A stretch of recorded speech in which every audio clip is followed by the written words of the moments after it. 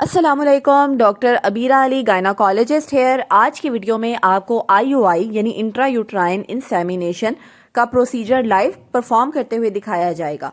और आपको पता है कि आईयूआई एक फर्टिलिटी का प्रोसीजर है जिसमें मेल के स्पर्म सैंपल्स को हम यूट्रस के अंदर डायरेक्टली इंजेक्ट करते हैं। तो सबसे पहले मेल के स्पर्म्स को वॉश किया जाता है और हेल्दी क्वालिटी के जो स्पर्म्स होते हैं उनको प्रिपेयर करके अलग कर लिया जाता है और एक कैथेटर के अंदर हम इस सैंपल को कलेक्ट कर लेते हैं। ये बारीक सा कैथेटर बाद में इंस्ट्रूमेंट्स की मदद से हम यूट्रस के अंदर लेकर जाते हैं और इस कैथेटर के अंदर मेल का जितना भी सैंपल मौजूद होता है उसको डायरेक्टली यूट्रस के अंदर इंजेक्ट कर दिया जाता है।